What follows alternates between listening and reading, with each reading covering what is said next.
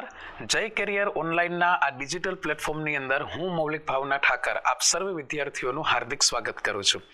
આજના દિવસે આપણે આ પર્યાવરણ સિરીઝના લેક્ચરની અંદર અતિ મહત્વના એક મુદ્દાની વાત કરવાની છે, જે મુદ્દાનું નામ છે ઓઝોન સ્તર, જેને આપણે ઇંગ્લિશની અંદર ઓઝોન લેયર તરીકે ઓળખીએ છીએ. સૌથી પહેલા તો થોડીક બેઝિક માહિતી મેળવીએ કે બેઝિકલી આ ઓઝોન છે શું અને કેમ આપણા માટે આટલું બધું મહત્વનું છે.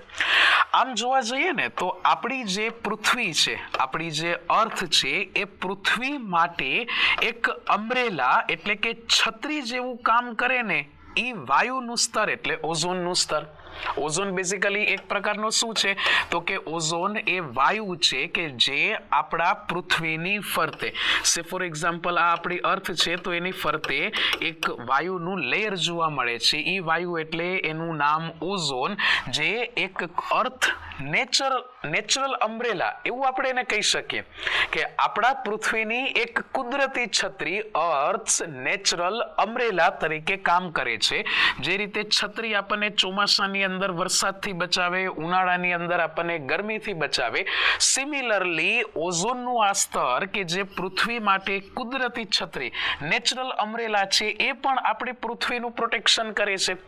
હવે આપણને પ્રશ્ન થાય કે ભાઈ કોનાથી આપણી પૃથ્વીનું પ્રોટેક્શન કરે છે, તો એનો આન્સર છે યુવી રેઝ. એનો આન્સર આપણને મળે યુવી રેઝથી. જે રીતે આપણી છત્રી આપણને વરસાદથી બચાવે, ગરમીથી બચાવે, એવી જ રીતના કુદરત રૂપી રહેલી આ છત્રી જે સૂર્યમાંથી આવતા અતિ હાનિકારક એવા યુવીનું પૂરું નામ થાય અલ્ટ્રા વાયોલેટ, અને ગુજરાતીની અંદર આપણે એને કહીએ છીએ પાર જાંબલી કિરણો. તો આ ઓઝોનનું લેયર એ આપણી પૃથ્વીને, વિચ મીન્સ કે તમને અને મને, આપણને બધાને, બધી સજીવ સૃષ્ટિને સૂર્યમાંથી આવતા અતિ હાનિકારક એવા અલ્ટ્રાવાયોલેટ રેઝથી પ્રોટેક્ટ કરવાનું કામ કરે છે. તો આટલું બેઝિક આપણને ડિટેલ ખબર હોવી જોઈએ. વાત કરીએ આગળ, તો જો તમે ભાવિ શિક્ષક બનવા માંગતા હોય અને ટેટ ટાટની પરીક્ષાઓના ફોર્મ ભર્યા હોય, પરીક્ષાને સારામાં સારી રીતે ક્રેક કરવા માંગતા હોય, તો અહીંયા નીચે સ્ક્રીન ઉપર દર્શાવેલા વોટ્સએપ નંબર ઉપર તમે ટેટ ટાટ લખી અને અમને મેસેજ કરી શકો છો, અને તમામ ટેટ ટાટને લગતું મટીરિયલ છે અને વિડીયો લેક્ચર છે એ તમે આ માધ્યમથી મેળવી શકો છો. વાત કરીએ ઓઝોનની, તો ઓઝોન બેઝિકલી વાયુ બને કેવી રીતે? આપણે જાણીએ છીએ કે ઓઝોન એ ખાસ કરીને આપણને આપણા વાતાવરણના ઉપલા સ્તરની અંદર જોવા મળે છે, જેનું નામ છે સ્ટ્રેટોસ્ફિયર. અહીંયાથી એક ક્વેશ્ચન પૂછાઈ શકે કે ઓઝોન વાયુ કયા વાતાવરણના લેયરની અંદર રહેલો હોય છે, તો એનો આન્સર આવે સ્ટ્રેટોસ્ફિયર. અથવા તો ઓઝોન ક્યાં જોવા મળે છે, તો એનો આન્સર બનશે સ્ટ્રેટોસ્ફિયર. બેઝિકલી આપણે ઓક્સિજનને દર્શાવવું હોય ને, તો એના માટે આપણે O2 અણુસૂત્રનો ઉપયોગ કરીએ. જ્યારે આ ઓક્સિજનની અંદર એક વધારાના ઓક્સિજનનો પરમાણુ છે એ ઉમેરાય, ત્યારે નિર્માણ પામે છે ઓઝોન, જે ઓક્સિજનનો જ અણુ છે, પણ એની અંદર ઓક્સિજનના 3 પરમાણુઓ રહેલા છે. તો ઓક્સિજનના 3 પરમાણુઓ ભેગા થાય ત્યારે નિર્માણ થાય છે ઓઝોનનું. જ્યારે ઓક્સિજન છે એના અણુ પર, વિચ મીન્સ કે O2 પર સૂર્યમાંથી આવતા પાર જાંબલી એટલે કે અલ્ટ્રાવાયોલેટ જે વિકિરણો છે એના કારણે ઓક્સિજન છે એ તૂટે, ઓક્સિજનનું વિઘટન થાય અને ઓક્સિજનના પરમાણુઓ છે એ નિર્માણ પામે, અને આ ઓક્સિજનના જે નિર્માણ પામેલા પરમાણુઓ છે એ ઓક્સિજનના અણુ સાથે જોડાય અને O3 એટલે કે ઓઝોન બનાવે છે, જે આપણા માટે સૌથી મહત્વનું કામ કરે.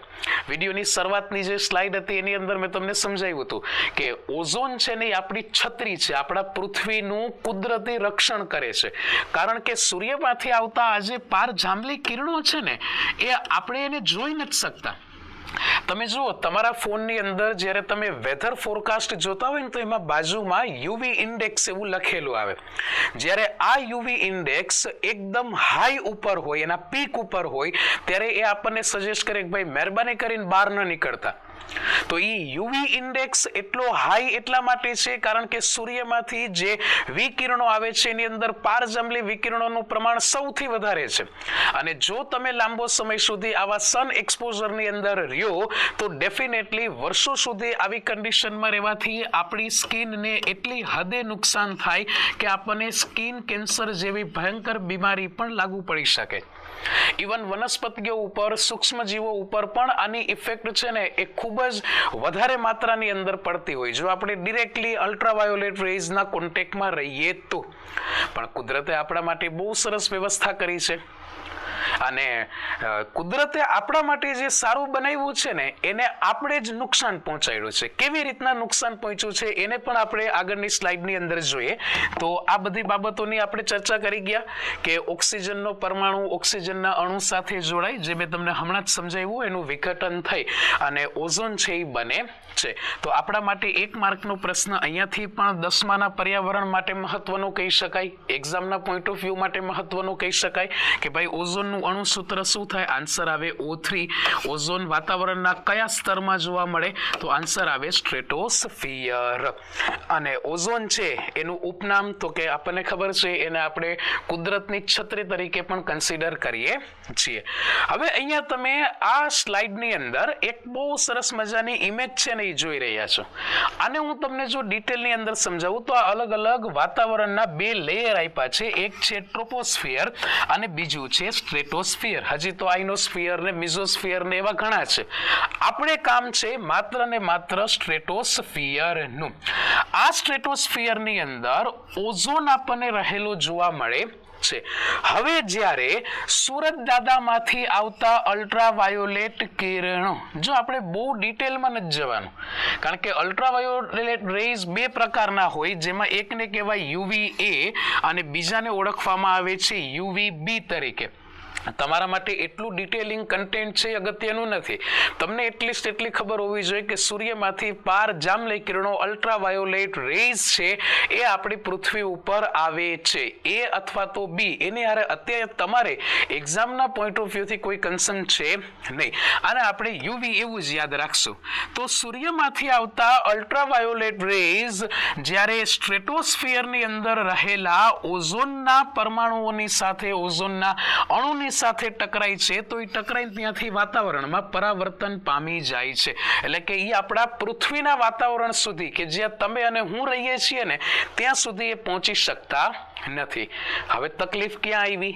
તો કે મનુષ્યએ જ્યારે પૃથ્વી ઉપર એવા સંસાધનોનો ઉપયોગ શરૂ કર્યો કે જે સંસાધનો એક પ્રકારનો વાયુ મુક્ત કરતા હોય, જેને ટૂંકમાં CFC તરીકે ઓળખવામાં આવે, જેનું પૂરું નામ થાય ક્લોરો ફ્લોરો કાર્બન્સ. અહીંયા બાજુમાં જે છોટો S લખ્યો ને એ બહુવચન દર્શાવે છે.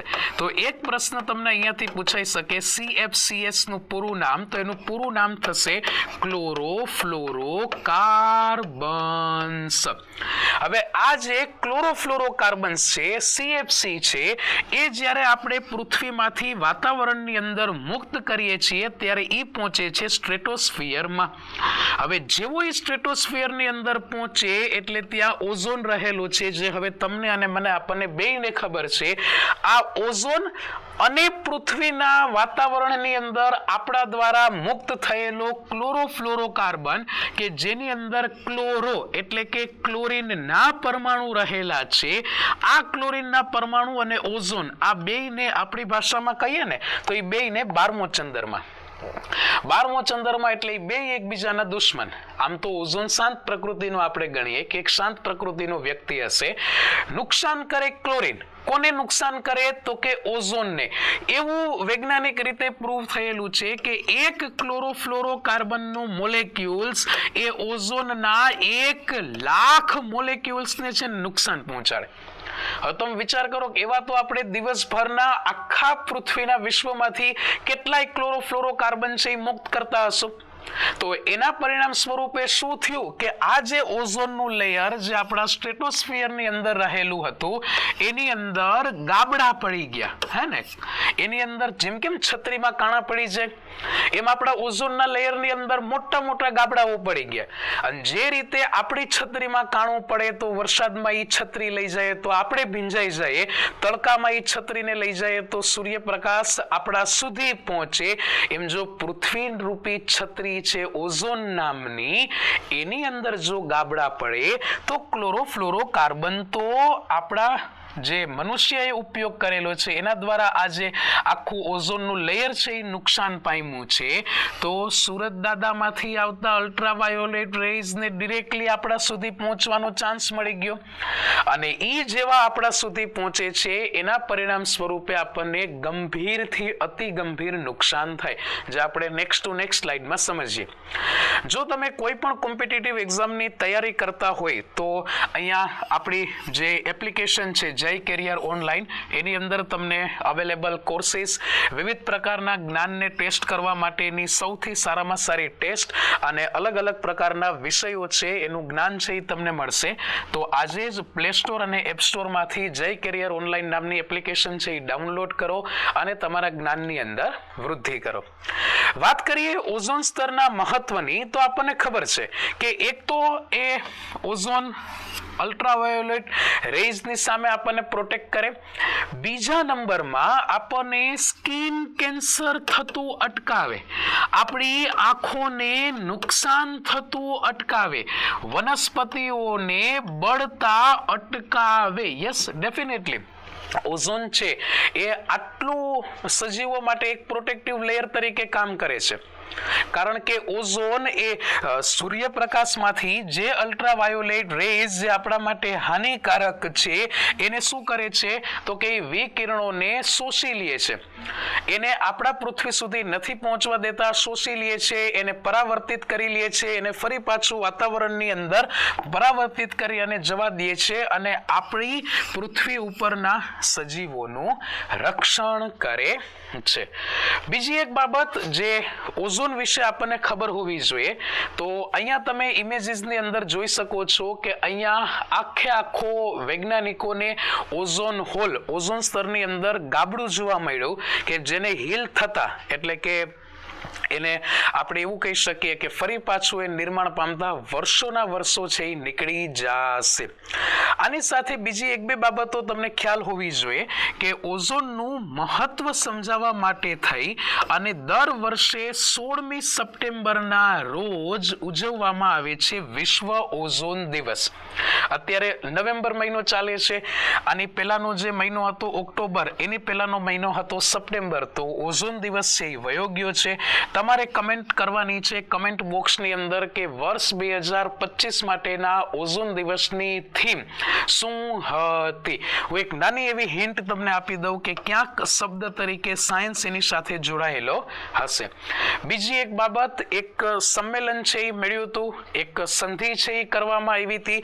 જે સંધિ ખાસ કરીને અમુક દેશો દ્વારા એવી રીતે ડેવલપ કરવામાં આવી હતી કે જેથી કરી અને આપણે મહત્તમ ક્લોરોફ્લોરોકાર્બન્સના ઉત્પાદનને ઘટાડી શકીએ, એના ઉત્પાદનને બંધ કરી શકીએ અને એના પરિણામ સ્વરૂપે એના વિકલ્પ તરીકે આપણે HFCs કે જે ઓઝોનને સૌથી ઓછું નુકસાન કરે છે એનો ઉપયોગ છે આપણે વધારી શકીએ.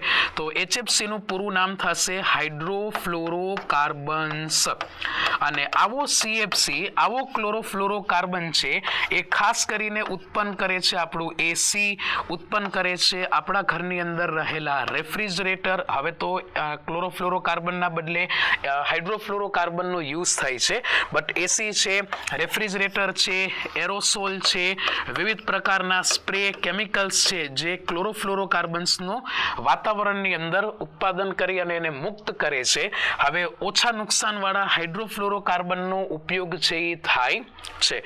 આપણને ખબર છે કે કેનેડા એક એવું સિટી છે કે જ્યાં ભારતીયોને રહેવું નોકરી કરવી સૌથી વધારે પ્રિય હોય. આ કેનેડા દેશની અંદર એક સિટી છે જેનું નામ છે મોન્ટ્રિયાલ. તો આ કેનેડાના મોન્ટ્રિયાલ ખાતે વૈશ્વિક કક્ષાએ બધા જે યુનાઇટેડ નેશન્સની અંદર રહેલા સભ્ય દેશો હતા એ કેનેડાના મોન્ટ્રિયાલ ખાતે ભેગા થયા અને એ લોકોએ નક્કી કર્યું કે હવે આપણે ક્લોરોફ્લોરો ઉત્પાદનને સંપૂર્ણ બંધ કરી દઈએ. 1985-86 ના વર્ષ સુધી જ એને સીમિત રાખીએ અને હવે ઓછો નુકસાન કરતો હાઇડ્રોફ્લોરોકાર્બનનું ઉત્પાદન છે એ આપણે કરીએ, એનો ઉપયોગ છે એ આપણે કરીએ. અને ત્યારથી દર વર્ષે 16 સપ્ટેમ્બરે મેં જે તમને અગાઉ કીધું કે વિશ્વ ઓઝોન દિવસ આપણે મનાવીએ છીએ. તો તમારે મને કમેન્ટ બોક્સની અંદર કહેવાનું છે કે 2025 માટે કઈ થીમ છે એ નક્કી કરવામાં આવી હતી. તો આ વાત થઈ તમારા પર્યાવરણની અંદર મહત્વના ટોપિકની, જે ટોપિકનું નામ હતું ઓઝોન લેયર, ઓઝોનનું સ્તર. જો તમને આ વિડીયો થકી કંઈક નવું શીખવા જાણવા મળ્યું હોય, તમારા જ્ઞાનની અંદર વૃદ્ધિ થઈ હોય તો અમારી યુટ્યુબ ચેનલ અને અમારા એપ્લિકેશનને સબસ્ક્રાઇબ કરો. અમારા એપ્લિકેશનની અંદર રહેલા વિવિધ કોર્સીસ છે એને પરચેઝ કરી અને જીવનની અંદર આગળ છે વધો. Thank you.